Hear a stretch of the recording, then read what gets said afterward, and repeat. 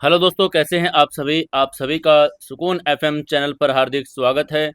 आप सुन रहे हैं कहानी इंस्टा मल्टी मिलेनियर वेटर। दोस्तों, कहानी आपको बड़ी अच्छी लग रही है तो लाइक शेयर और कमेंट जरूर से जरूर करें। चलिए शुरू करते हैं आज का एपिसोड नंबर 5। करीब आधे घंटे के बाद कैब सरीपुरम के उस वीआईपी चौराहे पर आकर रुकी जहां द ग्लास हाउस स्थित था। देव और सुनैना कैब से बाहर निकले। सुनैना ने जब अपनी नजरें उठाकर 3 मंजिला विशाल और पूरी तरह शीशे से बनी बिल्डिंग को देखा तो उसका मुंह खुला का खुला रह गया। यह इमारत इतनी आलीशान थी कि सुनैना जैसे साधारण लड़की ने कभी इसके अंदर जाने का सोचा भी नहीं था, और आज वो इस बिल्डिंग की मालकिन बनने वाली थी। लेकिन जिस चीज ने देव और सुनैना दोनों को सबसे ज्यादा हैरान किया वो था उस इमारत के बाहर का माहौल। आकृति मल्होत्रा सच में इस शहर के सबसे बेहतरीन डिजाइनर थी। उन्होंने देव के उस 2 करोड़ के नगद एडवांस का पूरा सम्मान किया था। कल शाम तक जो बिल्डिंग धूल और जालों से भरी हुई थी, एक वीरान सी लग रही थी, वह आज एक बहुत बड़े कंस्ट्रक्शन और रेनोवेशन साइट में बदल चुकी थी। बिल्डिंग के बाहर बड़े बड़े ट्रक खड़े थे जिनसे प्रीमियम क्वालिटी का सीमेंट, लकड़ी के भारी भरकम पैनल्स और इटालियन मार्बल्स उतारा जा रहा था। कम से कम 150 से ज्यादा मजदूर, कारीगर, पेंटर और इलेक्ट्रीशियंस पीले रंग के हेलमेट पहने अपनी एक चींटियों की फौज की तरह तेजी से काम कर रहे थे। कुछ लोग इमारत के बाहरी शीशों को बड़ी बड़ी मशीनों से साफ कर रहे थे, तो कुछ लोग अंदर की पुरानी दीवारों को तोड़कर नया स्पेस बना रहे थे। चारों तरफ ड्रिलिंग मशीन की गूंज, हथौड़ों की आवाजें, काम करने वालों की चिल्ला चोटी मची हुई थी। ऐसा लग रहा था जैसे किसी बहुत बड़े मॉल का निर्माण रातों रात शुरू हो गया हो। ये सब देखकर सुनैना ने अपनी आंखों पर हाथ रखकर कहा, हे भगवान, देव, ये सब क्या हो रहा है? इतने सारे लोग। वहीं देव के चेहरे पर एक बहुत ही गर्व और संतोष भरी मुस्कान आई। उसने मुस्कुरा कर कहा, यह हमारा सपना हकीकत में बदल रहा है सुनैना। मैंने कल ही शहर के सबसे बड़े इंटीरियर डिजाइनर को यहाँ काम पर लगा दिया। आखिर हमारा सुदेव इस शहर का सबसे बेहतरीन रेस्टोरेंट जो बनने वाला है। देव और सुनैना ने धूल से बचकर उस विशाल इमारत के मेन गेट के अंदर कदम रखा। अंदर का स्पेस इतना बड़ा था कि सुनैना की आंखें फटी रह गई। वहां बीच में से एक बड़ी सी फोल्डिंग टेबल लगी हुई थी जिसके ऊपर बहुत सारे ब्लूप्रिंट्स, लैपटॉप्स पर 3D डिजाइन्स फैले हुए थे। उस टेबल के पास आकृति मल्होत्रा अपनी टीम के इंजीनियर्स के साथ खड़ी उन्हें सख्ती से निर्देश दे रही थी। जैसे ही आकृति की नज़र देव पर पड़ी, उसका सारा कड़कपन एक बहुत ही प्रोफेशनल और सम्मानजनक मुस्कान में बदल गया। वो तेज कदमों से देव की तरफ आई। आकृति ने हाथ जोड़कर कहा, गुड इवनिंग मिस्टर देवांशु। जैसा कि आप देख सकते हैं, हमने काम फुल स्पीड में काम शुरू किया है। पुरानी सीलिंग गिरा दी गई है और नया स्ट्रक्चर्स खड़ा किया जा रहा है। उनकी ये बात सुनकर आगे से देव ने मुस्कुराकर सिर हिलाकर कहा, एक्सीलेंट वर्क आकृति जी, मुझे आपसे यही उम्मीद थी। फिर देव ने एक कदम पीछे लिया और अपने बगल में खड़ी सुनैना को आगे किया। सुनैना इस महाल को और इतने बड़े डिजाइनर को देखकर थोड़ा नर्वस हो रही थी। उसने अपने दुपट्टे को अपनी उंगलियों में कसकर पकड़ लिया था। देव ने बहुत ही शान और भरी आवाज में कहा, आकृति जी, इनसे मिलिए, ये है मिस सुनैना, सुदेव हॉस्पिटलिटी की को फाउंडर, मेरी बिजनेस पार्टनर और इस पूरे एम्पायर का दिल और धड़कन। आज के बाद इस बिल्डिंग के, खासकर इनके किचन और ग्राउंड फ्लोर के डिजाइन से जुड़ा हर एक आखिरी फैसला सुनैना का होगा। अगर सुनैना को कोई डिजाइन पसंद नहीं आया तो वो डिजाइन उसी वक्त बदल दिया जाएगा। इनका हर एक शब्द इस रेस्टोरेंट के लिए मेरा लास्ट और फाइनल ऑर्डर होगा। देव की इस बात ने सुनैना के दिल को इतनी जोर से छुआ कि उसकी आंखों में आंसू आ गए। आज तक दुनिया ने उसे सिर्फ ठेले वाली भिखारन गरीब कहकर दुत्कारा था, और यहाँ तक कि आज सुबह ही ज्योति ने उसे उसकी औकात याद दिलाई थी। लेकिन देव देव ने उसे करोड़ों के प्रोजेक्ट की मालकिन बनाकर शहर की सबसे बड़े डिजाइनर के सामने वो इज्जत दी जिसकी सुनैना ने कभी कल्पना नहीं की थी। वहीं आकृति मल्होत्रा ने तुरंत अपनी फाइल साइड में रखी और बड़े ही अदब से हल्की सी गर्दन हिलाकर सुनैना के साथ हाथ मिलाया। आकृति ने पूरी इज्जत के साथ कहा, it's an honour to meet you ma'am. Mister Dev ने आपके बारे में बहुत कुछ बताया है। चलिए मैं आपको ग्राउंड फ्लोर का लेआउट दिखाती हूँ। अपने लिए मैम शब्द सुनकर सुनैना के रोंगटे खड़े हो गए। उसने एक बार फिर देव की तरफ देखा। देव की आंखों में एक ऐसा प्यार, भरोसा और जो सुनैना को हिम्मत दे रहा था। सुनैना ने गहरी सांस ली और अपने अंदर के डर को पीछे छोड़कर एक आत्मविश्वास भरी मुस्कान के साथ आकृति के साथ आगे बढ़ गई। ये तीनों उस विशाल धूल भरे ग्राउंड फ्लोर के बीचों बीच खड़े थे। तभी आकृति ने एक 3D ब्लूप्रिंट सुनैना को दिखाकर कहा, मैम, मिस्टर देव ने मुझे बताया कि ग्राउंड फ्लोर का थीम बहुत ही नेचर फ्रेंडली और घर जैसा होना चाहिए। हम सोच रहे थे कि यहाँ दीवारों पर महंगे इटालियन मार्बल का इस्तेमाल करें और बीच में कुछ क्रिस्टल के पिलर्स लगा दें। उनके बात सुनकर सुनैना उस ब्लूप्रिंट को बड़े ध्यान से देखा। कुछ देर सोचने के बाद उसने अपनी झिझक तोड़ी और बहुत ही कॉन्फिडेंस के साथ कहा, नहीं आकृति जी, हम यहाँ क्रिस्टल और मार्बल तो लगा देंगे, तो ये ग्राउंड फ्लोर बहुत ज़्यादा कोल्ड और फॉर्मल लगने लगेगा। ये हिस्सा हम उन लोगों के लिए बना रहे हैं जो अपने परिवार के दोस्तों के साथ रोज़ का खाना और फूड एंजॉय करने आएंगे। मैं चाहती हूँ कि यहाँ दीवारों पर इटालियन मार्बल की जगह वार्म वुडन पैनल्स और टेराकोटा का काम हो। सीलिंग से बहुत कुछ बेलें और इंडोर प्लांट्स लटक रहे हों। लाइटिंग वार्म येलो और सुकून देने वाली होनी चाहिए। यह कहते ही सुनैना ने आगे बढ़कर बिल्डिंग के एक बहुत बड़े और खाली हिस्से की तरफ इशारा करके अपनी आंखों में गजब का विजन के साथ कहा, और सबसे अहम बात, वो जो कॉर्नर है वहाँ एक पूरी तरह से ओपन और ट्रांसपेरेंट किचन होना चाहिए। किचन को अंदर दीवारों से मत छुपाइए। मैं चाहती हूँ कि जब वो खाना ताज़ा मक्खन के सैंडविच सीखें, जब वहाँ मसालों का तड़का लगे तो वो सौंधी खुशबू महक। वो बनता हुआ खाना हमारे ग्राहकों को अपनी आंखों से दिखना चाहिए। खाने का स्वाद बाद में आता है, खाने की महक और उसका नज़ारा इंसान की भूख को पहले बढ़ाता है। सुनैना के इन आइडियाज़ को सुनकर आकृति मल्होत्रा सच में बड़ी इम्प्रेस हुई। वो समझ गई कि लड़के सिर्फ नाम की पार्टनर नहीं, बल्कि इसे हॉस्पिटलिटी और कस्टमर साइकोलॉजी की बड़ी गहरी समझ है। आकृति ने खुशी से अपना डायरी में नोट्स बनाकर कहा, fantastic idea ma'am. Open kitchen और वुडन थीम ये जगह को एक बहुत ही जीवंत और प्रीमियम कैफे का लुक देगा। हम इसे कल से ही इम्प्लीमेंट करना शुरू कर देंगे। वहीं देव जो कदम पीछे खड़ा था, वो बस सुनैना को बोलते हुए अपने हाथों के इशारे से उस जगह को डिजाइन करते देख रहा था। उसे आज सुनैना पर इतना फक्र महसूस हो रहा था कि उसका सीना चौड़ा हो गया। ठेले पर पसीना बहाने वाली लड़की आज करोड़ों के रेस्टोरेंट का नक्शा अपनी उंगलियों के डिजाइन पर कर रही थी। ग्राउंड फ्लोर और फर्स्ट फ्लोर जहां फाइन डाइनिंग का लेआउट तैयार होने के बाद देव और सुनैना सीढ़ियों से होते हुए बिल्डिंग की तीसरी मंजिल यानी छत पर आ गई। छत का नज़ारा बड़ा खूबसूरत था। यहाँ सभी मजदूर अभी पहुंचे नहीं थे, इसलिए यहाँ शांति थी। छत के एक तरफ पूरी विशाखापट्टनम शहर अपनी रंग बिरंगी रोशनियों के साथ चमक रहा था। दूसरी तरफ अनंत नीला समंदर, जिसकी लहरों की आवाज ठंडी हवाओं के साथ वहां तक पहुंच रही थी। शाम पूरी ढल चुकी थी। आसमान में तारे टिमटिमाने लगे थे। सुनैना छत की उस रेलिंग के पास जाकर खड़ी हो गई। हवा से उसके बाल उखड़कर उसके चेहरे पर आ रहे थे। उसकी आंखों में वो चमक थी जो किसी इंसान के सबसे बड़े सपने सच होने पर आती है। देव धीरे धीरे चलकर उसके पास आया और उसने बगल में रेलिंग के सहारे खड़ा हो गया। तभी सुनैना ने बिना देव की तरफ देखे समंदर को निहार कर एक बहुत ही भारी और जज्बाती आवाज में कहा, थैंक यू देव। मुझे आज तक किसी ने इंसान नहीं समझा। सबने सिर्फ मेरी गरीबी का मजाक उड़ाया, लेकिन तुमने तुमने मुझे वो इज्जत दी, वो मुकाम दिया जिसके बारे में मैंने कभी सपने में नहीं सोचा था। मुझे ऐसा लग रहा है जैसे मैं कोई सपना देख रही हूँ।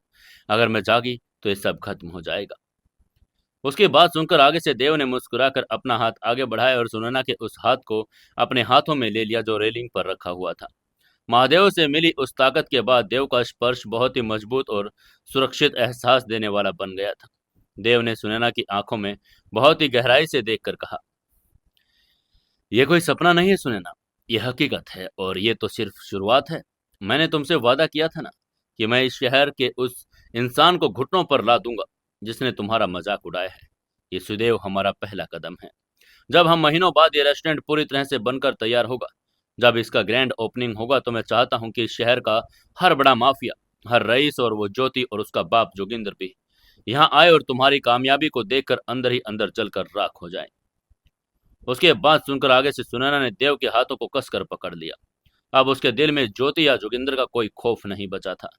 देव की आंखों में जो अदृश्य ताकत और आग थी, उसने सुनैना के अंदर के हर डर को खत्म कर दिया था। सुनैना भी पूरे आत्मविश्वास के साथ कहा, हम दोनों मिलकर इस शहर का इतिहास बदलेंगे देव। उस ठंडी हवा, तारों से भरे आसमान और समंदर की लहरों के बीच उन दोनों के दिलों में एक ऐसा अटूट रिश्ता और एक ऐसा खौफनाक एम्पायर आकार ले रहा था जो आने वाले समय में विशाखापट्टनम की रातों की नींद उड़ाने वाला था। सुदेव का निर्माण अब सिर्फ ईंट और पत्थर का निर्माण नहीं था, ये दो दिलों के उस मजबूत किले का निर्माण था जिसे अब दुनिया की कोई भी ताकत तोड़ नहीं सकती थी। द ग्लास हाउस की उस आलीशान और विशाल छत पर समय जैसे रुक सा गया था। समंदर की तरफ से आने वाली ठंडी नम हवाएं सुनैना के चेहरे को छू रही थी। उसके बालों को उड़ा रही थी। आज की शाम उसकी जिंदगी की सबसे खूबसूरत शाम थी। कुछ ही घंटों के अंदर उसकी दुनिया एक ठेले की तपती धूप से निकलकर करोड़ों के इस शीशे वाले महल तक पहुंच गई। देव के हाथों की वो गर्माहट, उसकी आंखों में वो असीम प्यार और सुदेव के रूप में मिला वो अनमोल तोहफा सुनैना के लिए सब किसी जादुई परी कथा से कम नहीं था। वो देव के साथ रेलिंग के सहारे खड़ी होकर दूर समंदर की उन लहरों को निहार रही थी जो शहर की रोशनियों से चांदी की तरह चमक रही थी। सब कुछ शांत, बड़ा सुकून भरा था। लेकिन खुशियों के पल अक्सर इंसान को समय का भान भुला देते हैं। लेकिन खुशियों के ये पल अक्सर बड़े छोटे होते हैं। अचानक सुनैना की नजर आसमान की तरफ गई। आसमान पूरी तरह से स्याह काला हो चुका था। उसमें अनगिनत तारे चमक रहे थे। शहर की सड़कों पर गाड़ियों की हेडलाइट्स की लंबी कतारें दिख रही थी, जो इस बात का संकेत थी कि रात काफी गहरी हो चुकी है। सुनैना का दिल अचानक एक झटके से धड़क उठा। उसने हड़बड़ाकर अपनी कुर्ती की जेब से अपना वो पुराना सा स्क्रीन क्रैक फोन निकाला। फोन की स्क्रीन ऑन करते ही टाइम देखकर उसके चेहरे का रंग उड़ गया। घड़ी में रात के 8 बज चुके थे। सुनैना ने अपने माथे पर हाथ मारकर घबराई आवाज में कहा, हे भगवान। देव, जो अभी तक सुनैना के चेहरे की शांति को निहार रहा था, अचानक उसकी घबराहट को देखकर चौंक गया। क्या हुआ सुनैना, तुम इतनी अचानक घबरा क्यों गई? सब ठीक तो है ना? सुनैना का चेहरा, जो कुछ पल के लिए खुशी से दमक रहा था, अब पूरी तरह से पीला पड़ चुका था। उसकी आंखों में एक गहरा डर और पछतावा भर गया था। सुनैना ने हाफ पर खुद को कोस कर कहा, नहीं देव, कुछ भी ठीक नहीं है। मैं भी कितनी बड़ी बेवकूफ और स्वार्थी हूँ। इस रेस्टोरेंट डिजाइन और इन सब सपनों के बीच मैं अपनी माँ को भूल गई। मैंने उन्हें एक कॉल तक नहीं किया और उन्हें बताया भी नहीं कि मैं आज लेट आऊंगी। ये कहकर सुनैना की आंखों में आंसू तैरने लगे। उसने अपनी बात को आगे बढ़ाकर कहा, देव, मेरी माँ सुबह से उस ठेले पर खड़ी है। मैं उन्हें हमेशा शाम होने से पहले घर भेज देती हूँ। ठेला खुद बढ़ाती हूँ। आज वहाँ वो अकेली होंगी और वो मेरी इतनी चिंता कर रही होंगी। उन्होंने तो मुझे सुबह यूनिवर्सिटी जाते देखा था। रात के 8 बज रहे हैं। उनका तो डर के मारे बुरा हाल हो रहा होगा। मुझे मुझे अभी इसी वक्त उनके पास जाना होगा। देव ने मुस्कुरा कर कहा, अरे तो इसमें घबराने की क्या बात है, अभी कॉल कर लो। लेकिन सुनैना की सांसें तेज हो गई। उसने हड़बड़ा कर कहा, नहीं, तुम नहीं समझते देव। माँ बहुत जल्दी घबरा जाती है। हमारा कोई सहारा नहीं है। वो ठेले पर अकेली होंगी और इस वक्त वो हमारा सारा सामान बिक भी जाता होगा। वो पक्का मेरा इंतजार कर रही होंगी। मेरी फिक्र में पागल हो रही होंगी। मुझे अभी के अभी इसी वक्त उनके पास जाना होगा। ये कहकर सुनैना इतनी ज्यादा पैनिक कर गई कि वो बिना देव का जवाब सुने तेज कदमों से छत की सीढ़ियों की तरफ दौड़ने लगी। तभी देव ने तुरंत आगे बढ़कर सुनैना का हाथ पकड़ लिया और उसे बड़ी नरमी से अपनी तरफ खींचा। देव ने अपनी आंखों में उसे देखकर बड़ी ही सुकून भरी आवाज में कहा, शांत हो जाओ सुनैना, रिलैक्स। इतना घबराने की जरूरत नहीं। आंटी जी ठेले पर ही होंगी। मैं जानता हूँ वो परेशान होंगी, लेकिन हम अभी 5 मिनट में उनके पास पहुंच जाएंगे। उसकी यह बात सुनकर सुनैना ने रोने जैसी शक्ल बनाकर कहा, तुम नहीं जानते देव, मेरी माँ की तबीयत ठीक नहीं रहती। उन्हें ब्लड प्रेशर की प्रॉब्लम है।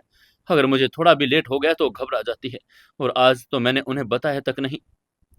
देव ने मुस्कुराते हुए सुनैना के गालों पर आंसुओं को पोंछा और उसने सुनैना को बहुत ही प्यार से समझा कर कहा, मुझे पता है वो तुम्हारी फिक्र करती है, लेकिन तुम अकेले क्यों जा रही हो? रुको, मैं भी तुम्हारे साथ आ रहा हूँ। सुनैना ने हैरानी से देव को देखा। तभी देव ने अपनी उस गहरी और कॉन्फिडेंस से भरी मुस्कान के साथ आगे कहा, हम दोनों साथ चलेंगे सुनैना। और पता है, हम आंटी जी को वहीं से सीधा अपने साथ यहाँ इस ग्लास हाउस में लेकर आएंगे। मैं उन्हें भी तो यह जगह दिखाना चाहता हूँ। जब वो देखेंगी कि उनकी बेटी अब सड़क किनारे सैंडविच नहीं बेचेगी, बल्कि इस करोड़ों के सुदेव रेस्टोरेंट की मालकिन बन चुकी है, तो सोचो वो कितना खुश होंगी। उनका सारा डर, सारी थकान, सारा ब्लड प्रेशर एक सेकंड में गायब हो जाएगा। देव के बाद सुनैना के घबराए दिल को एक अजीब सा सुकून दे रही थी। उसके चेहरे पर एक पल के लिए खुशी और चमक आ गई। अपनी माँ को इस जगह पर दिखाने लायक, और ये ख्याल आते ही इतना खूबसूरत आया कि सुनैना के होठों पर आंसुओं के बीच एक प्यारी मुस्कान आ गई। हाँ, उसकी माँ ने जिंदगी भर बड़े दुख देखे। आज उनके लिए सबसे खुशी का दिन होगा। सुनैना ने एक्साइटेड होकर पूछा, सच? तभी देव ने कहा, बिल्कुल सच। चलो अब जल्दी से उनके पास चलते हैं। आज की रात हमारी आंटी जी के लिए सबसे बड़ा सरप्राइज होने वाली है। उनकी ये बात सुनकर ही सुनैना ने मुस्कुरा कर कहा, "हाँ, ठीक है देव, चलो, लेकिन हमें जल्दी पहुंचना होगा।" दोनों जल्दी से उस विशाल इमारत से बाहर निकले। बाहर अभी आकृति मल्होत्रा की टीम और मजदूर अपना काम कर रहे थे। देव ने बाहर एक कैब रोकी और दोनों उसमें बैठ गए। तभी देव ने ड्राइवर से कहा, सरीपुरम मेन रोड, उस कॉर्नर वाले पेड़ के पास। कैब सरीपुरम की उन जगमगाती सड़कों पर दौड़ रही थी। रास्ता महज 10-15 मिनट का था, लेकिन सुनैना का दिल जोरों से धड़क रहा था। उसे एक अजीब सी घबराहट महसूस हो रही थी, जैसे बहुत कुछ बुरा होने वाला हो। तभी सुनैना ने अपने दोनों हाथों को कसकर रगड़ कर कहा, देव, मुझे डर लग रहा है। मैं माँ का फोन ट्राई कर रही थी, उनका फोन भी नहीं लग रहा, स्विच ऑफ आ रहा है। तभी आगे से देव ने सुनैना के हाथ पर अपना हाथ रखकर उसे तसल्ली देकर कहा, अरे यार, तुम खाम का टेंशन ले रही हो सकता है बैटरी खत्म हो गई हो। हम बस 5 मिनट में पहुंच रहे हैं ना। तुम बस वो पल सोचो जब आंटी सुदेव का नाम सुनेंगी। देव महादेव से मिली उस ताकत के नशे में इतना आश्वस्त था कि उसे किसी भी खतरे का अंदाजा ही नहीं था। वो सोच रहा था कि अब उसके पास दौलत है, ताकत है, तो कोई भी उसका कुछ नहीं बिगाड़ सकता। लेकिन देव अभी अंडरवर्ल्ड और माफिया की उस खौफनाक घिनौनी हकीकत से वाकिफ नहीं था, जहां एक छोटी सी ईगो हर्ट होने पर लोग बस्तियां जला देते हैं। कुछ मिनट बाद कैब सरीपुरम के उस वीआईपी चौराहे पर रुकी। तभी सुनैना ने आगे की तरफ झुक कर कहा, भाई यहीं रोक देना, उस कॉर्नर वाले पेड़ के पास। लेकिन जैसे ही कैब उस कोने पर पहुंची, देव और सुनैना की आंखें फटी की फटी रह गई। उनके शरीर का वो सारा खून एक पल में जम गया। वहां का नजारा बहुत ही भयानक और खौफनाक था। सरीपुरम का वो कोना जहां कल तक सुनैना की पीली छतरी वाला ठेला शान से खड़ा होता था, ताजा मक्खन और मसालों की खुशबू आती थी, वहां सिर्फ आज तबाही का मंजर था। वहां बहुत सारे लोगों की भीड़ जमा थी। कुछ लोग दूर खड़े होकर तमाशा देख रहे थे, लेकिन किसी भी की आगे जाने की हिम्मत नहीं थी। 3-4 बड़ी और महंगी एसयूवी गाड़ियां, काले शीशों वाली स्कॉर्पियो और फॉर्च्यूनर सड़क के बीचों बीच आड़ी तिरछी खड़ी थी, जिन्होंने पूरा रास्ता ब्लॉक कर लिया था। देव ने तुरंत कैब का दरवाजा खोला और सुनैना के बाहर साथ आया। भीड़ को चीर कर जब वो दोनों आगे बढ़े तो नजारा उनके सामने था। उसने सुनैना के दिल को चीर दिया था। वो ठेला, जो उनकी रोजी रोटी, उनकी मेहनत, उनके गुजारे का इकलौता साधन था, अब वो ठेला नहीं रहा था। वो पूरी तरह से टूट टूट कर लकड़ी और लोहे का कबाड़ बन चुका था। ठेले का शीशा चकनाचूर होकर सड़क पर बिखरा पड़ा था। गैस का चूल्हा टूट कर दूर पड़ा था। सबसे खतरनाक और दर्दनाक, वो सारा खाना, पके हुए सैंडविच, कटी हुई सब्जियां, मेयोनीज, चटनी के डब्बे, सब कुछ सड़क पर उस गंदे कीचड़ में बिखरा हुआ था, जिसे कुछ गुंडे अपने भारी जूतों से कुचल रहे थे। लेकिन ठेले का टूटना सबसे बड़ा दर्द नहीं था। उन टूटे हुए बर्तन और बिखरे हुए खाने के बीच सुनैना की माँ एक बेबस और रोती हुई औरत की तरह जमीन पर बैठी हुई थी। उनके कपड़े धूल और चटनी के दागों से गंदे हो चुके थे। उनके बाल बिखरे थे और फूट फूट कर रो रही थी। सुनैना की माँ हाथ जोड़कर उन गुंडों के सामने गिड़गिड़ा रही थी। उन्होंने रोते हुए गिड़गिड़ा कर कहा, अरे छोड़ दो मुझे, मेरे ठेले को मत तोड़ो, हम गरीब लोग हैं, हमने तुम्हारा क्या बिगाड़ा है। उनके आसपास 6-7 बहुत ही भयानक और खूंखार दिखने वाले गुंडे खड़े थे। उनके हाथों में लोहे की रोड और बेस बोल्ट। एक गुंडे ने सुनैना की माँ को बालों को बड़ी बेरहमी से पकड़ा था और उन्हें जमीन पर घसीट रहा था, ताकि वो ठेले को बचाने के लिए आगे ना आ सके। ये सब देखकर सुनैना के गले में एक बहुत ही भयानक और दर्दनाक चीख निकली। उसने चीख कर कहा, माँ। ये चिल्लाकर वो पागलों की तरह उस भीड़ को चीरते हुए अपनी माँ की तरफ भागे। वहीं देव भी जम गया था। उसका दिमाग कुछ पलों के लिए काम करना बंद कर गया। ये सब इतनी जल्दी और इतने भयानक तरीके से हुआ, उसे समझ ही नहीं आ रहा था कि गुंडे कौन है और यहाँ क्या कर रहे हैं। तभी उन गुंडों के बीच से एक बहुत ही जानी पहचानी जहरीली हंसी गूंजी। उन खूंखार गुंडों और उस ठेले के ठीक सामने एक लड़की बहुत ही शान, घमंड और अकड़ के साथ खड़ी थी। उसने एक महंगी लेदर की जैकेट पहनी थी और उसके हाथ में एक स्टील का रोड था, जिसे वो बड़े मजे से अपनी हथेली पर थपथपा रही थी। ये कोई और नहीं, ज्योति थी, स्कॉर्पियन ग्रुप के लीडर जोगिंदर की वो बिगड़ेल और खूंखार बेटी, जिसने आज सुबह यूनिवर्सिटी के पार्क में देव और सुनैना का मजाक उड़ाया था। आज सुबह पार्क में जब देव ने उसे घूर कर देखा था, सुनैना उसे खींच कर ले गई, तो ज्योति के उस सड़े हुए ईगो को बड़ी गहरी चोट लगी थी। उसे लगा था कि एक ठेले वाली भिखारिन और एक फटीचर वेटर ने उसकी बेइज्जती कर दी, और एक माफिया की बेटी होने के नाते वो इस बेइज्जती का बदला उसी दिन लेना चाहती थी। ज्योति ने अपने हाई हील्स के उस जमीन पर पड़े सैंडविच को कुचला और बहुत ही घिनौनी मुस्कान के साथ सुनैना की माँ की तरफ देखा। ज्योति ने चिल्लाकर कहा, बहुत गुरूर आ गया है तेरी बेटी को बुढ़िया। आज सुबह मेरी आंखों में आंखें डालकर वो फटीचर वेटर के साथ आशिकी लड़ा रही थी। मैंने तुझे पिछली बार भी चेतावनी दी थी ना, कि औकात में रहना सीखो, लेकिन तुम ठेले वाले कुत्तों को प्यार की भाषा समझ में नहीं आती। तभी सुनैना भागकर अपनी माँ के पास पहुंची। उसने उस गुंडे के हाथ से अपनी माँ को छुड़ाने की कोशिश करके कहा, छोड़ो मेरी माँ को, छोड़ो इन्हें। सुनैना रोते हुए उस खूंखार गुंडे के हाथों पर अपने नाजुक हाथों से मार रही थी। उस गुंडे ने एक जोर का धक्का दिया, जिससे सुनैना भी अपनी माँ के साथ उस कीचड़ और टूटे हुए शीशे के बीच जाकर गिर पड़ी। उसके हाथ में शीशे का एक टुकड़ा चुभ गया और वो वहां खून बहने लगा। तभी उसकी माँ ने रोकर कहा, सुनैना मेरी बच्ची। उसकी माँ ने रोते हुए सुनैना को अपने गले लगा लिया। तभी ज्योति ने ठहाका लगाकर कहा, अरे वाह, तो हीरोइन भी आ गई। कहाँ है तेरा वो फटीचर बॉयफ्रेंड, वो स्कॉलर देव? आज सुबह तो बड़ा मुझे घूर घूर कर देख रहा था, जैसे मुझे कच्चा चबा जाएगा। बुला उसे, कह दे कि जोगेंद्र की बेटी ज्योति यहाँ खड़ी है। उसकी और तेरी वो सारी आशिकी आज मैं इसे ठेले के साथ जलाकर राख कर दूंगी। सुनैना जमीन पर बैठी हुई दर्द से करहा रही थी। उसकी आंखों में आंसुओं की धार बह रही थी। उसने रोते हुए ज्योति के सामने हाथ जोड़ दिए। सुनैना ने गिड़गिड़ा कर कहा, प्लीज ज्योति, प्लीज हमें माफ कर दो। हमसे गलती हो गई। हम बहुत गरीब लोग हैं। तुमने हमारा ठेला तोड़ दिया, हमारी सारी कमाई बर्बाद कर दी। अब प्लीज हमें छोड़ दो, मेरी माँ को छोड़ दो प्लीज। वहीं सुनैना का इस तरह गिड़गिड़ाना और रोना देखकर ज्योति के अंदर का वो शैतान और भी ज्यादा जाग गया। उसे दूसरों की बेबसी में एक अजीब से सुकून मिलता था। ज्योति ने अपने दांत पीस कर कहा, हाँ, माफ कर दूं इतनी आसानी से? तूने और उस देव ने आज सुबह मेरी बेइज्जती की। इस ठेले का टूटना तो सिर्फ शुरुआत है। आज मैं तुझे और तेरी माँ को वो दर्द दूंगी जो तुम जिंदगी भर नहीं भूलोगी। ये कहकर ज्योति आगे बढ़ी। उसकी आंखों में एक पागलपन था।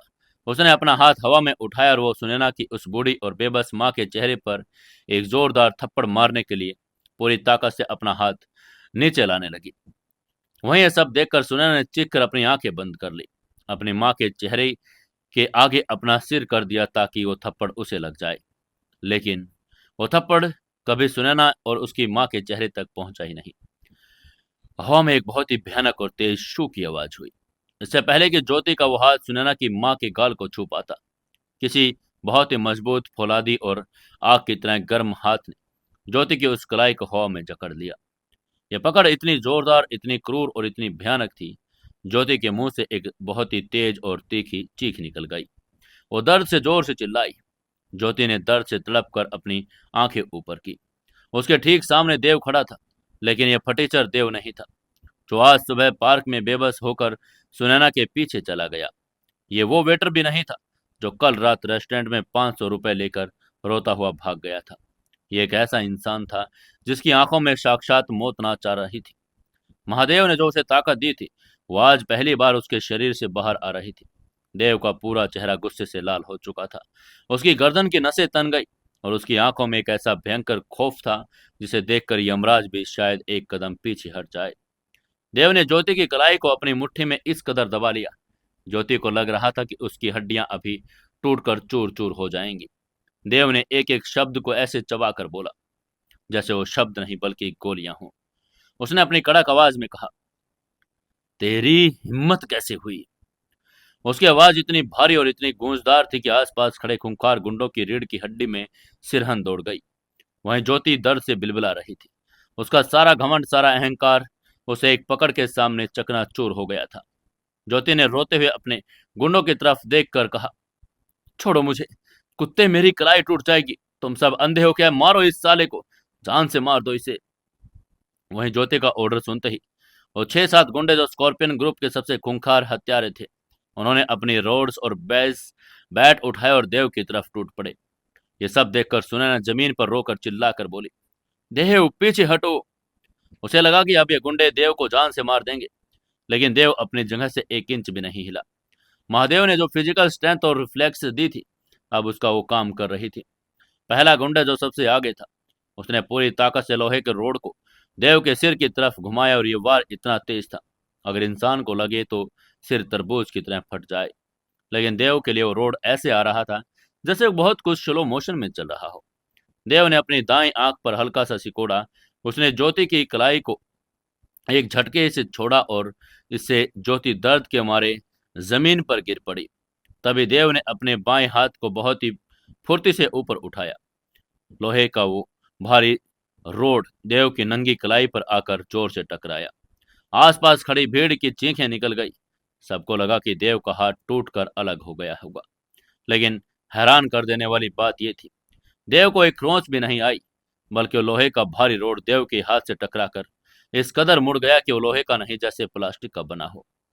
वहीं गुंडा की आंखें फटी की रह गई। उसने रोड को देखा, वही देव का हाथ बिजली की रफ्तार से उठा और उसने गुंडे की गर्दन को अपनी एक ही पंजे में जकड़ लिया। देव ने उस 80-90 किलो के भारी भरकम गुंडे को अपनी एक ही बाह में ताकत से हवा में ऊपर उठा लिया।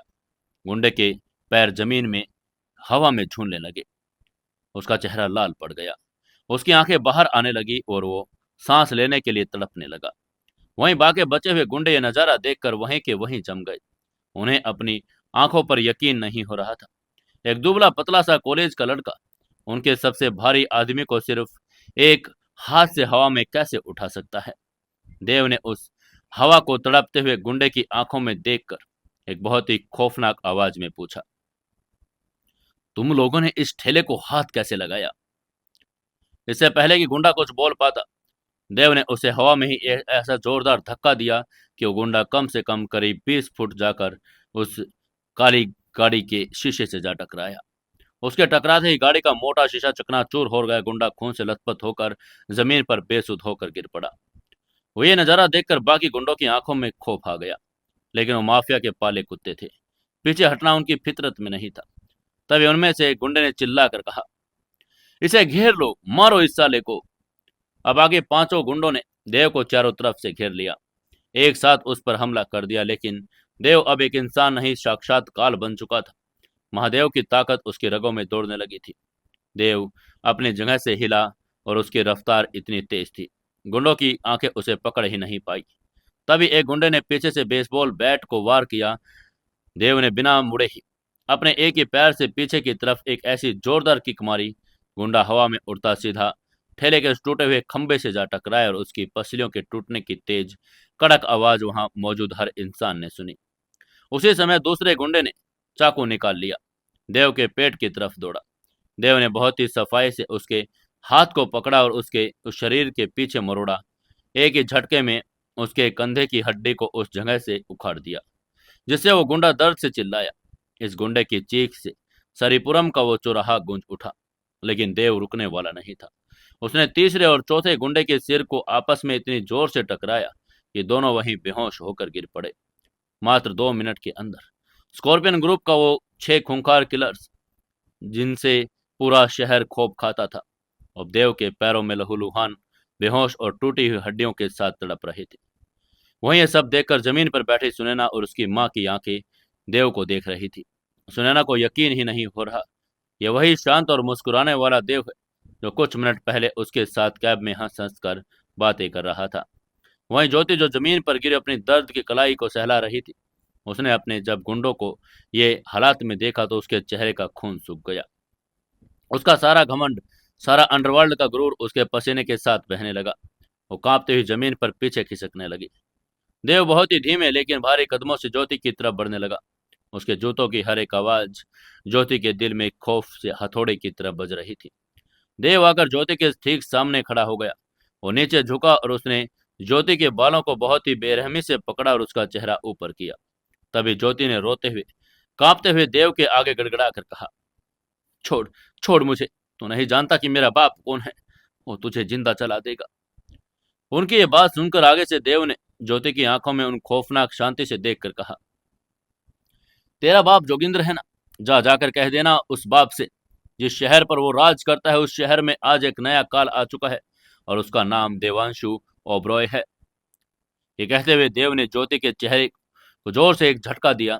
उसने अपनी उंगली ज्योति के चेहरे पर पॉइंट करके एक एक शब्द बहुत ही खतरनाक लहजे में कहा, मैंने आज तुझे सिर्फ इसलिए जिंदा छोड़ा है क्योंकि मेरी ताकत किसी कमजोर औरत पर हाथ उठाने के लिए नहीं है, लेकिन जाकर अपने बाप से कह देना कि उसने मेरी सुनैना के ठेले को तोड़कर और उसकी माँ को रुलाकर अपनी मौत के फरमान पर दस्तक कर दी। अब यह जंग सिर्फ अंडरवर्ल्ड की नहीं रही, यह जंग अब सुदेव और स्कॉर्पियन के बीच की है। ये कहकर देव सीधा खड़ा हो गया। उसने अपने उस जादुई अंगूठे वाले हाथ से उन टूटी हुई हड्डियों और उन तड़पते हुए गुंडों की तरफ इशारा करके कहा, तुम्हें क्या लगता है ज्योति कि तुम अमीर हो? तुम्हारे बाप के पैसा पैसा और ताकत है, तो कान खोल कर सुन ले। मैं तेरे बाप के उस पूरे क्रिमिनल एम्पायर को, उसकी दौलत को और उसके गुरूर को उसी के खून में डुबो दूंगा।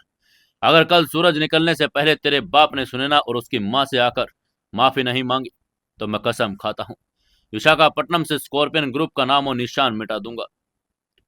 वहीं ज्योति के मुंह से कोई आवाज नहीं निकल रही थी। वो बस डर के मारे रो रही थी और कांप रही थी।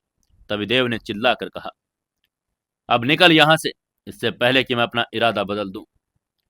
देव ने इतनी जोर से दहाड़ा कि ज्योति हड़बड़ा कर उठी। अपनी टूटी हड्डी और बेहोश गुंडों को वहीं छोड़कर पागलों की तरफ भागकर वहां से गायब हो गई। गुंडों और ज्योति के वहां से जाते ही देव का खौफनाक रूप अचानक से पिघल गया।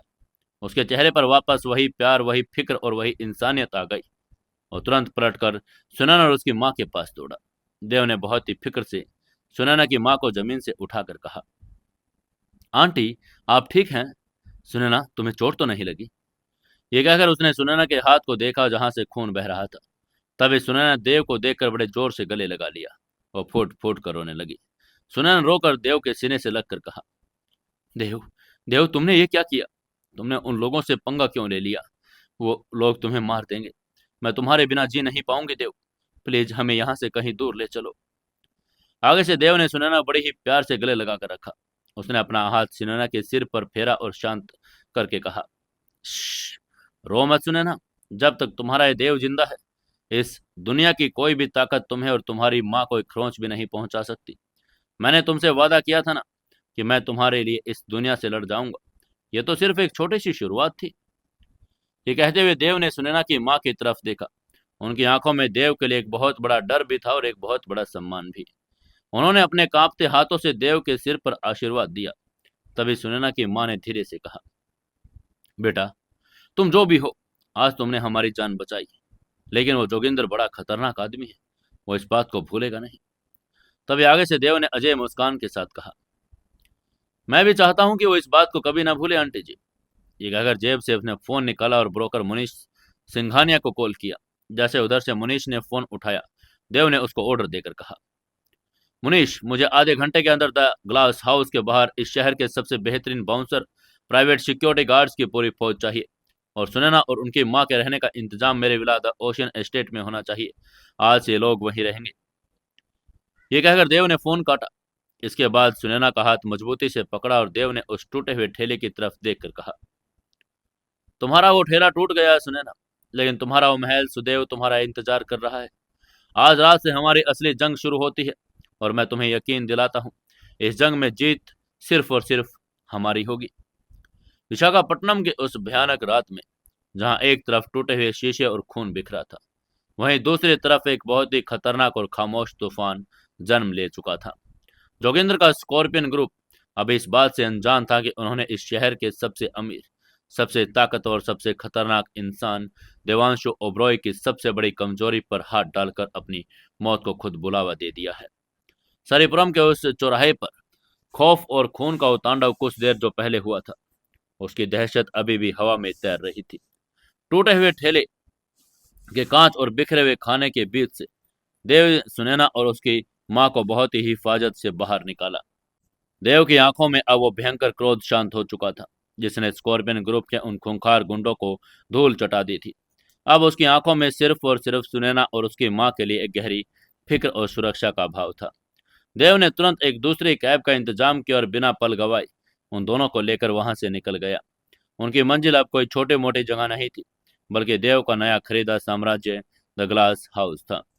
कैब ने महज कुछ ही मिनटों में उन्हें द ग्लास हाउस के उस विशाल शीशे वाले दरवाजे के सामने उतार दिया। बाहर मजदूर अपना काम कर रहे थे, लेकिन देव ने अंदर घुसते ही आकृति मल्होत्रा के सुपरवाइजर को इशारा किया और वो कुछ देर के लिए ग्राउंड फ्लोर पर काम रोकते उन्हें अकेला छोड़ दे। देव सुनैना और उसकी माँ को लेकर उस विशाल ग्राउंड फ्लोर के एक शांत कोने में आ गया, जहाँ एक बड़ा सा सोफा और कुछ कुर्सियां रखी थी। देव ने उन दोनों को बड़े ही आदर और प्यार से सोफे पर बैठाया। सुनैना की माँ अभी सदमे में थी। उनके हाथ कांप रहे थे और आंखों से लगातार आंसू बह रहे थे। उन्होंने अपनी पूरी जिंदगी में ऐसा खौफनाक मंजर नहीं देखा था। सुनैना भी अपनी माँ के कंधे से सिर टिकाकर रो रही थी। उसके दाहिने हाथ की हथेली से अभी भी एक हल्का हल्का खून रिस रहा था, जहाँ ठेले का वो टूटा हुआ शीशा चुभ गया था। देव ने उनके सामने घुटनों के बल बैठकर बहुत ही नरम आवाज में कहा, आंटी जी, आप बिल्कुल मत घबराइए। अब आप दोनों दुनिया की सबसे सुरक्षित जगह पर हैं। देव की नज़र तुरंत सुनैना के लहूलुहान हाथ पर गई। उसे वो खून देखकर अपने दिल में एक अजीब सी चुभन महसूस हुई। उसने तुरंत वहां एक एम्प्लॉय को फर्स्ट एड किट लाने का निर्देश दिया। कुछ ही सेकंड में वो सफेद रंग का मेडिकल बॉक्स लेकर हाजिर हो गया। देव ने उस बॉक्स को खोला और उसमें से डेटॉल, रुई और बैंडेज निकाली। बहुत ही धीरे से अपनी उस जगह से खिसक कर सुनैना के ठीक सामने आ गया। उसने सुनैना का वो कांपता हुआ खून से सना हाथ अपने दोनों मजबूत हाथों के बीच बहुत ही नजाकत से पकड़ लिया। सुनैना ने अपनी आंसू से भरी आंखें उठाकर देव की तरफ देखा। देव की आंखों में जो परवाह और प्यार था, उसने सुनैना के सारे दर्द को पल भर में सोख लिया था। देव ने बहुत ही धीमी आवाज में फुसफुसा कर कहा, थोड़ा दर्द होगा सुनैना, बस थोड़ा सा बर्दाश्त कर लेना। देव ने रुई को डिटॉल में भिगोया और बहुत ही हल्के से हाथों से सुनैना के घाव को साफ करने लगा। जैसे डिटॉल घाव पर लगा, उसके मुंह से हल्की सी निकल गई। उसने दर्द में अपनी आंखें मींच ली। तभी देव ने उस घाव पर अपनी ठंडी फूंक मारी और देव ने तसल्ली देकर कहा, बस बस हो गया। उसने बहुत ही सफाई से उस घाव पर एंटीसेप्टिक क्रीम लगाई और बड़े ही आराम से साफ सफेद बैंडेज सुनैना के हाथों पर लपेट दी। देव जब ये सब कर रहा था तो सुनैना की माँ अपनी आंसुओं भरी आंखों से देव को ही देख रही थी। उन्हें इस अनजान लड़के के हर स्पर्श, हर एक शब्द में अपनी बेटे के लिए एक सच्ची हिफाजत, इज्जत नजर आ रही थी। एक माँ का दिल कभी झूठ नहीं बोलता। सुनैना की माँ का दिल अब इस लड़के को अपनी दुआएं दे रहा था। देव ने बैंडेज बांधने के बाद सुनैना से पूछा, अब कैसा लग रहा है? तभी आगे से सुनैना ने हल्की मुस्कान के साथ कहा, अच्छा लग रहा है, शुक्रिया देव। देव ने देखा सुनैना और उसकी माँ के कपड़े ठेले पर उस महंगे और कीचड़ और चटनी से गिरने की वजह से गंदे और तार तार हो चुके थे। वो दोनों उन कपड़ों में बड़ी असहज महसूस कर रही थी। देव ने तुरंत अपनी जेब से फोन निकाला और ब्रोकर मुनीश, जब देव का सबसे भरोसेमंद और मेन काम काज संभालने वाला इंसान बन चुका था, उसको कॉल किया। मुनीश को देव ने पहले ही सिक्योरिटी के लिए कॉल कर दिया था। दोनों ने कड़क ने आवाज में ऑर्डर देकर कहा, मुनीश, सिक्योरिटी के साथ साथ शहर के सबसे अच्छे बुटीक से महिलाओं के लिए कुछ बहुत बेहतरीन, सादे लेकिन प्रीमियम क्वालिटी के सूट और कपड़े लेकर आओ। साइज का अंदाजा मैं तुम्हें मैसेज कर रहा हूँ। मुझे सब 10 मिनट के अंदर यहाँ द ग्लास हाउस में चाहिए। तभी दूसरी तरफ से मुनीश ने हामी भरकर कहा, जी सर, मैं अभी लेकर पहुंचता हूँ। 15 मिनट में कम समय में मुनीश हाँफता द ग्लास हाउस के अंदर आया। उसके हाथों में शहर के सबसे महंगे डिजाइनर बुटीक के बड़े बड़े शॉपिंग बैग थे। उसने वो बैग बहुत ही अदब से देव के सामने रख दिए। देव ने वो बैग्स उठाया और सुनैना और उसकी माँ की तरफ बढ़ाकर कहा, आंटी जी, सुनैना, आप दोनों के कपड़े बड़े खराब हो गए हैं। पीछे अंदर जो नया आलीशान वॉशरूम तैयार हुआ है, आप लोग वहां जाकर फ्रेश हो जाइए। ये नए कपड़े पहन लीजिए, आपको बहुत अच्छा महसूस होगा। तभी आगे से सुनैना ने हिचकिचाकर वो बैग लेकर कहा, लेकिन देव, इतने महंगे कपड़ों की क्या जरूरत थी? उसकी बात सुनकर आगे से देव ने मुस्कुराकर कहा, तुम्हें मेरी बात टालने की जरूरत नहीं है मिस पार्टनर। आप जल्दी जाओ, मैं बाहर इंतजार कर रहा हूँ। उसकी ये बात सुनकर देव और उसकी माँ ने उन बैग्स को लेकर वॉशरूम की तरफ चली गई। करीब 20 मिनट बाद जब वॉशरूम का दरवाजा खुला और वो दोनों बाहर आई तो देव उन्हें देखता रह गया। सुनैना ने बहुत ही खूबसूरत हल्के पीले पीच रंग का डिजाइनर सलवार सूट पहना था, जिस पर बहुत ही बारीक धागों की कढ़ाई थी। उसने अपना चेहरा धो लिया था और उसके चेहरे पर जो प्राकृतिक नूर था वो ज्यादा निखार आ गया था। उसकी माँ ने भी एक आशालीन और मुलायम सिल्क की साड़ी पहनी थी। जो औरत कुछ देर पहले एक सड़क पर फटे पुराने कपड़े में रो रही थी, वो अब किसी राज घराने की महिलाओं की तरह इज्जतदार और आलीशान लग रही थी। नए कपड़ों के अंदर उनके एक नया आत्मविश्वास भी आ गया था। सुनैना की माँ के चेहरे पर अब खौफ की जगह एक सुकून था। तब देव सुनैना को निहार रहा था, तभी बाहर से कुछ भारी कदम और गाड़ियों के रुकने की तेज आवाज आई। मुनीष दौड़कर अंदर आया और उसने देव को झुककर सलाम करके कहा, सर, आपके आदेश के अनुसार शहर के सबसे टॉप लेवल के बाउंसर्स, प्राइवेट सिक्योरिटी गार्ड्स की टीम आ चुकी है। देव ने मुड़कर बाहर देखा। द ग्लास हाउस के सुशाल कांच के दरवाजे से 10 कदम भारी दूर 10 के 10 भारी भरकम लंबे चौड़े खूंखार दिखने वाले बाउंसर्स अंदर दाखिल हुए। उन सब ने बिल्कुल एक जैसे रंग के सफारी सूट पहने थे। उनकी आंखों पर काले चश्मे थे, कानों में वायरलेस ईयरपीस लगे थे। ये कोई आम गार्ड नहीं थे, ये वो एलीट फोर्स थी जो शहर के सबसे बड़े वीआईपी लोगों की सुरक्षा करती थी। उन 10 बाउंसर्स ने एक लाइन में खड़े होकर देव को एक साथ झुककर सलाम करके कहा, गुड इवनिंग बॉस। सुनैना और उसकी माँ इतने सारे भयंकर दिखने वाले गार्ड्स को देखकर एक पल के लिए सहम गई। देव ने उन बाउंसर्स की तरफ बहुत ही सख्त और खतरनाक नजरों से देखा। अपना भारी आवाज में कहा, तुम लोगों को यहाँ क्यों बुलाया गया है? ये तुम्हें मुनीश बता दिया होगा। आज के बाद ये दोनों तुम्हारी सबसे बड़ी जिम्मेदारी हैं। ये दोनों जहां भी जाएंगे तुम लोग साई की तरह इनके साथ रहोगे। अगर इन पर एक भी खरोंच आई या जोगिंदर के किसी गुंडे ने इनकी तरफ आंख उठाकर भी देखा तो मैं तुम सबको जिंदा जमीन में गाड़ दूंगा। समझ गए? ये कहकर देव ने सुनैना और उसकी माँ की तरफ इशारा किया। उनकी ये बात सुनते ही आगे 10 बाउंसर्स ने एक साथ गरज कर कहा, यस बॉस। देव की ये बात सुनकर सुनैना की माँ की आंखों में फिर से आंसू आ गए। आज तक दुनिया ने उन्हें सिर्फ कमजोर समझकर सताया था। पुलिस तक उनकी मदद नहीं करती थी, लेकिन इस लड़के ने उनकी हिफाजत के लिए पूरी फौज उनके कदमों में खड़ी कर दी। इसके बाद माहौल थोड़ा शांत होने के बाद देव ने सुनैना की माँ के पास आकर बड़े ही प्यार से कहा, आंटी जी, आपका वो ठेला टूट गया, मुझे पता है। उस ठेले से आपकी बड़ी सारी यादें और आपकी रोजी रोटी जुड़ी थी, लेकिन शायद भगवान को यही मंजूर था वो पुरानी और तकलीफों से भरी जिंदगी हमेशा के लिए खत्म हो जाए। देव ने अपने दोनों हाथ फैलाकर उस विशाल और 8,000 स्क्वायर फीट के कंस्ट्रक्शन एरिया की तरफ इशारा करके अपनी आवाज में गजब के गर्व के साथ कहा, ये देखिए आंटी जी, ये द ग्लास हाउस है और यह अब हमारा है। मैंने और सुनैना ने इस मिलकर पूरी बिल्डिंग को खरीद लिया। यहाँ हम शहर का सबसे बड़ा, सबसे आलीशान, सबसे मशहूर रेस्टोरेंट खोलने जा रहे हैं। उसकी बात सुनकर सुनैना की माँ की आंखें फट गई। वो इस विशाल बिल्डिंग की छत पर उन मार्बल के पिलर्स और भव्य डिजाइन को देखकर अचरज में पड़ गई। उन्होंने हैरान होकर कहा, बेटा, ये सब इतना बड़ा महल ये हमारा है?" तभी सुनैना ने आगे बढ़कर अपनी माँ का हाथ पकड़कर खुशी के आंसू के साथ कहा, हाँ माँ, देव ने सब हमारे लिए किया। आज से हमें सड़क पर धूप में खड़े होकर सैंडविच बेचने की जरूरत नहीं। हमारा अपना एक बहुत बड़ा रेस्टोरेंट होगा। उसी समय देव ने मुस्कुराकर कहा, और आंटी जी, आपको पता है इस रेस्टोरेंट का नाम क्या होगा? इस रेस्टोरेंट का नाम है सुदेव, यानी सु से सुनैना और देव से देव। ये रेस्टोरेंट सुनैना के नाम पर रजिस्टर हुआ है। आज से सुनैना इस करोड़ों के एम्पायर की मालकिन है। ग्राउंड फ्लोर पर हमारा स्पेशल सैंडविच और फास्ट फूड का ओपन किचन होगा, जहां लोग दूर दूर से सुनैना के हाथों का स्वाद चखने आएंगे। सुदेव का पूरा प्लान, देव का ये विजन और अपनी बेटी का इस नाम से रेस्टोरेंट से जुड़ा देखकर सुनैना की माँ की आंखें एकदम से हैरानी के साथ फूट गई। ये दुख के नहीं और आंसू बहने लगे, बल्कि उस चरम खुशी के आंसू थे जो एक माँ अपने बच्चे को दुनिया के सबसे ऊंचे मुकाम पर देखकर बहाती है। उन्होंने आगे बढ़कर देव को बहुत जोर से अपने गले लगा लिया। सुनैना की माँ ने देव का माथा चूम कर कहा, जीते रहो मेरे बच्चे, भगवान तुम्हें दुनिया की सारी खुशियां दे। तू कोई इंसान नहीं, हमारे लिए भगवान बनकर आया है देव। मेरी सुनैना की जिंदगी में बहुत दुख उसने झेले, बचपन से ही गरीबी देखी, लेकिन आज तूने उसके सारों आंसू पहुंच दिए। मेरी दुआ है कि तुम दोनों की ये जोड़ी हमेशा सलामत रहे। तुम इस दुनिया के सबसे अच्छे इंसान बनो। वहीं सुनैना उनकी बात सुनकर शर्म से लाल हो गई। देव के चेहरे पर एक बहुत ही सुकून भरी मुस्कान छा गई। महादेव से मिली उस ताकत और दौलत का सबसे बड़ा इनाम देव को इस माँ का आशीर्वाद के रूप में मिल गया था। तभी देव ने सुनैना की माँ की तरफ देखकर कहा, चलिए आंटी जी, बड़ी देर हो गई है, आप लोग बड़ी थक गए हैं, यहाँ काम चलने दीजिए, मैं आप दोनों को आपके नए घर में ले चलता हूँ।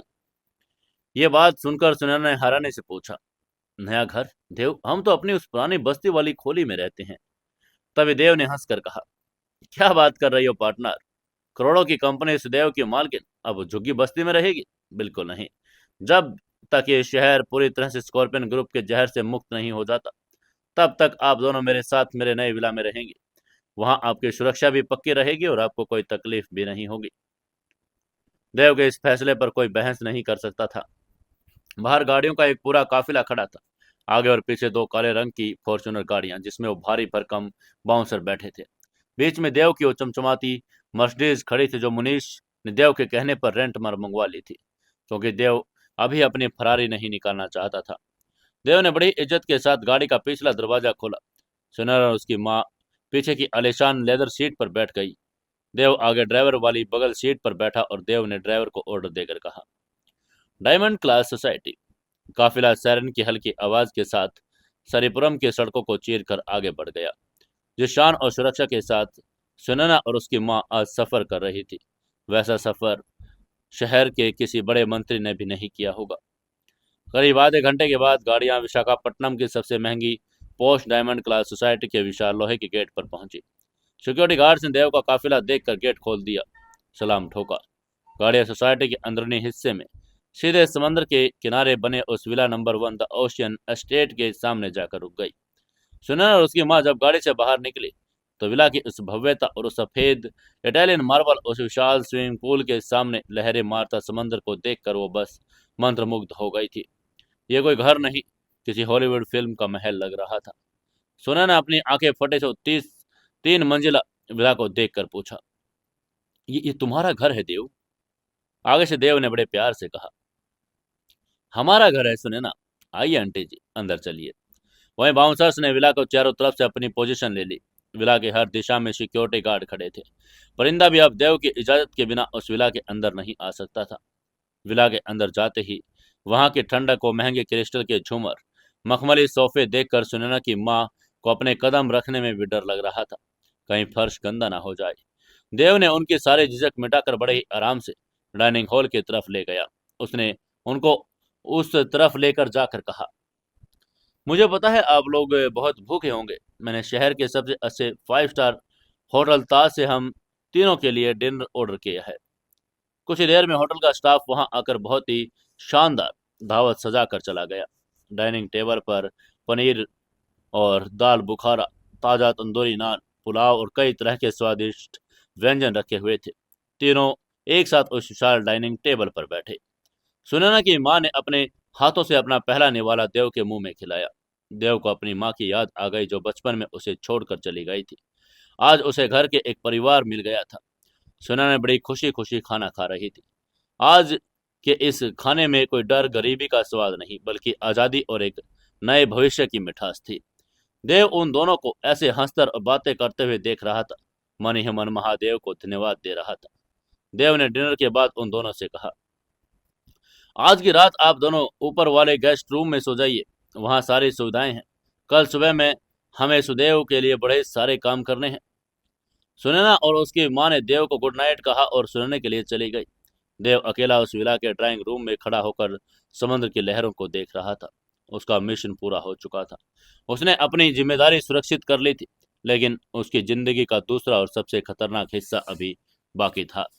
जहां एक तरफ ओशियन में सुकून और प्यार की बयार बह रही थी, वहीं उधर विशाखापट्टनम शहर के दूसरे छोर पर खौफनाक और धुएं से भरी जगह पर मौत का तांडव शुरू हो चुका था। शहर के पुराने इंडस्ट्रियल एरिया में बंद पड़ी पुरानी फैक्ट्री थी। ये जगह स्कॉर्पियन ग्रुप की असली हेडक्वार्टर और जोगिंदर की मान थी। फैक्ट्री के अंदर बहुत ही कम रोशनी थी। चारों तरफ हथियारों के जखीरे, शराब की पेटियां, बहुत सारे खूंखार ताश खेल रहे थे। कमरे के बिल्कुल बीचों बीच एक बहुत बड़ी और पुरानी कुर्सी पर विशाखापट्टनम का सबसे बड़ा माफिया और मौत का सौदागर बैठा था, जोगिंदर। जोगिंदर की उम्र 55 साल के करीब थी। उसका शरीर किसी पहाड़ की तरह भारी भरकम और लोहे जैसा मजबूत था। उसके चेहरे पर चाकू के कई गहरे निशान थे जो उसके खौफनाक अतीत की गवाही देते थे। उसकी आंखों में कोई रहम नहीं था, सिर्फ एक दरिंदगी थी। उसने अपने एक हाथ में शराब का आधा भरा हुआ गिलास पकड़ा और दूसरे हाथ में एक सिगार का कश लगा रहा था। तभी लोहे के दरवाजे पर एकदम से दस्तक हुई। वहां खड़ी स्कॉर्पियन ग्रुप के सारी फौज एकदम सतर्क हो गई। दरवाजे पर कोई और नहीं, जोगिंदर की बेटी आ चुकी थी। उसकी हालत बड़ी खराब थी। बाल बिखरे थे, चेहरे पर पसीना, आंसुओं के निशान। उसकी लेदर की जैकेट पर धूल लगी थी। वह दर्द के मारे अपनी कलाई को पकड़े हुए थी, जिसे देव ने कुछ ही घंटे पहले बड़ी बेरहमी से मोड़ दिया था। ज्योति भागती हुई फूट फूट कर रोकर सीधा अपने बाप जोगिंदर के पैरों में आकर गिर पड़ी। ज्योति ने पागलों की तरह चीख कर रोना शुरू करके कहा, पापा, पापा मुझे बचा लो पापा, वो मुझे मार डालेगा पापा, वो मुझे बचा लो।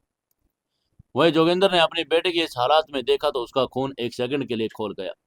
उसने तुरंत अपना शराब का गिलास जमीन पर दे मारा। शीशे के टुकड़े पूरे कमरे में बिखर गए।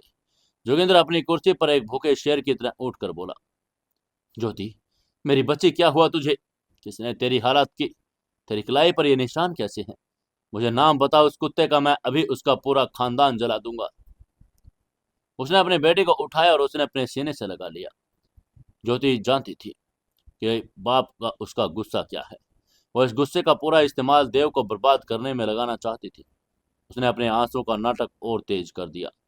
उसने अपनी असली घटना को छुपाकर उसमें अपने घमंड और ईगो का जहर भी मिला दिया। ज्योति ने सुबह कर और झूठी कहानी बनकर कहा, पापा, आज आज सरीपुरम वाले चौराहे पर मैं अपने लड़कों के साथ जा रही थी। वहां वो ठेले वाली भिखारन सुनैना है ना, उसका एक बॉयफ्रेंड है, उसी की यूनिवर्सिटी में एक फटीचर लड़का जिसका नाम देव है। जोगिंदर ने अपनी भवें सिकोड़कर अपने गुंडों की तरफ देखकर कहा, देव? लेकिन किसी ने इस नाम को आज तक अंडरवर्ल्ड में नहीं सुना था। तभी ज्योति ने रोक करा के कहा, हाँ पापा, वो बहुत घमंडी है। मैं तो बस शांति से वहां खड़ी थी, तभी देव अचानक आया और उसने मुझे गालियां देना शुरू कर दिया। मैंने उसे रोका तो उसने मेरी कलाई पकड़कर जमीन पर पटक दिया। पापा, देखो मेरे हाथ की क्या हालत कर दी उसने। यह बात सुनकर जोगिंदर के नथुने गुस्से से फूलने लगे। उसकी आंखों में लाल खून उतर आया। जोगिंदर ने दहाड़ कर पूछा, हमारे आदमियों ने क्या किया? वो मर गए थे क्या? तभी ज्योति ने देव को अकेले मारने वाली बात को छुपा कर कहा, पापा, उस देव ने पता नहीं कहां से गुंडे बुला लिए, क्या जादू किया। हमारे 6 के 6 आदमियों को बुरी तरह पीटा। हमारे आदमी वहां बेहोश पड़े हैं। उसने हमारी गाड़ियां तोड़ दी। वो ये सब इसलिए छुपा रही थी क्योंकि अगर वो बताती तो जोगिंदर शायद थोड़ा सोच समझ कर कदम उठाता। लेकिन ज्योति ने अपनी बात को यहीं खत्म नहीं किया। उसने वो आखिरी और सबसे बड़ा झूठ बोला जो किसी भी माफिया के ईगो को आग लगाने के लिए काफी था।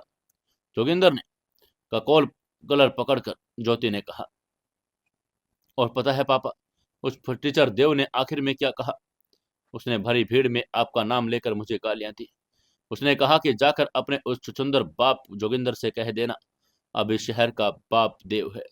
उसने कहा कि अगर कल सूरज निकलने से पहले आप खुद जाकर उस ठेले वाली सुनैना के पैरों में गिरकर घुटनों के बल बैठकर माफी नहीं मांगोगे तो वो आपको इसी फैक्ट्री में आकर जिंदा जला देगा।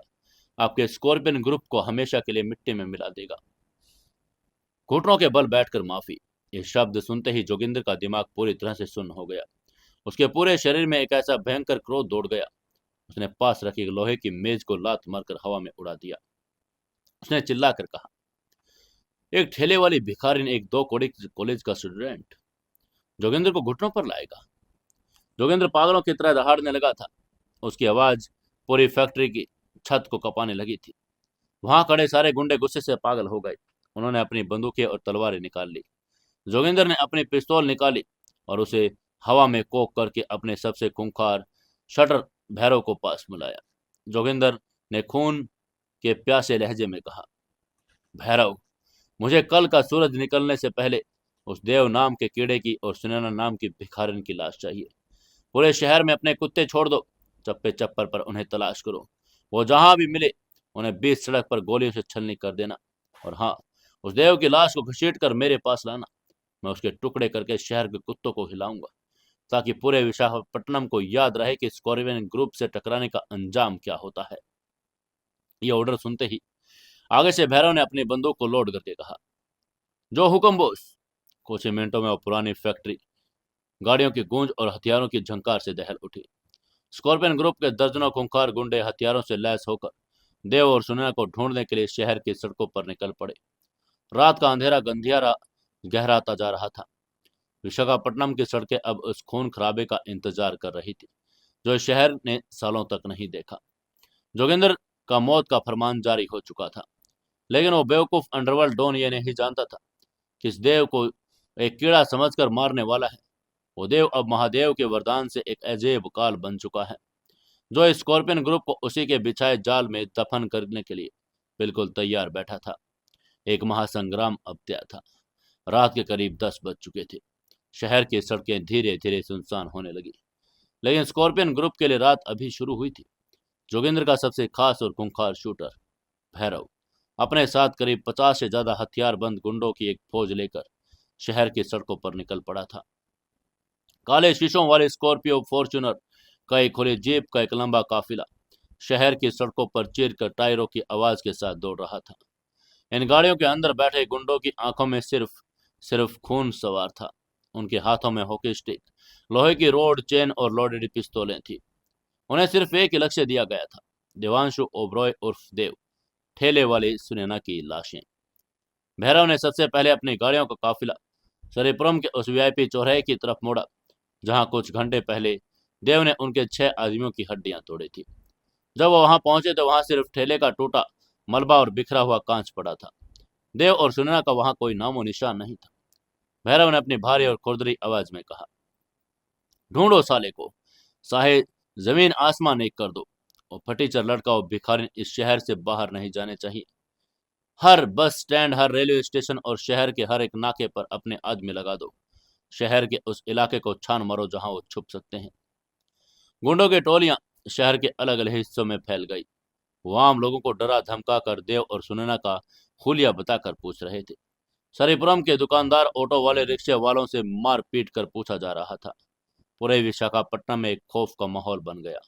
पुलिस भी इस रात शांत बैठी थी क्योंकि जोगिंदर के आदमियों को रोकने की हिम्मत किसी पुलिस वाले में नहीं थी। शहर की रात आज एक भयंकर आंधी के इंतजार कर रही थी जो किसी भी पल तबाही मचाने के लिए तैयार था। जहां एक तरफ पूरे विशाखापट्टनम में देव के नाम का खौफ और मौत का तांडव चल रहा था, वहीं दूसरी तरफ शहर के सबसे सुरक्षित पोश इलाके डायमंड क्लास सोसाइटी के अंदर एक अलग ही दुनिया बसी हुई थी। Villa number 1 the ocean estate इस खूनी रात से बिल्कुल बेखबर समंदर के किनारे एक शांत और आलीशान महल की तरफ खड़ा था। विला के चारों तरफ बड़े 10 खूंखार और भारी भरकम बाउंसर्स अपनी पोजीशन लिए मुस्तैदी से पहरा दे रहे थे। सोसाइटी के मेन गेट से लेकर विला के दरवाजे तक सिक्योरिटी इतनी सख्त थी, हवा का झोंका भी बिना इजाजत के अंदर नहीं जा सकता। सुनैना और उसकी माँ विला के सेकंड फ्लोर पर बने एक आलीशान गेस्ट रूम में गहरी नींद में सो चुकी थी। आज का दिन उनके लिए जिंदगी का सबसे भयानक साथ ही सबसे खूबसूरत दिन था। ठेले के टूटने और गुंडों के हमले की दहशत को देव के लिए उस नए साम्राज्य सुदेव की खुशी ने पूरी तरह से धो दिया था। नीचे 3rd फ्लोर के सबसे बड़े मास्टर बेडरूम में देव खड़ा था। कमरे के अंदर सिर्फ एक हल्की सी नीली लाइट लैंप जल रही थी। एसी की ठंडी हवा चल रही थी।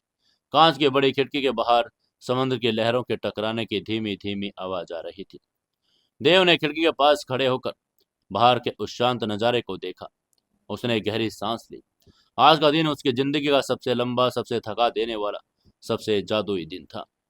सुबह उठकर रूहानी और निहाल का सामना करना, फिर महादेव का खजाना ढूंढना, डायमंड क्लास में 15 करोड़ का villa, 12 crore the glass house की डील, नगद, सुनैना का मिलना, उसका इजहार और ज्योति के गुंडों से लड़ना, फिर महादेव की अलौकिक ताकत का वरदान पाना। ये सब कुछ महज 24 से 48 घंटों के अंदर हो गया। एक आम इंसान का दिमाग शायद इतनी चीजों को बर्दाश्त न कर पाए, लेकिन देव का दिमाग महादेव की उस ताकत की वजह से बहुत कुछ और स्थिरता से संभाल रहा था।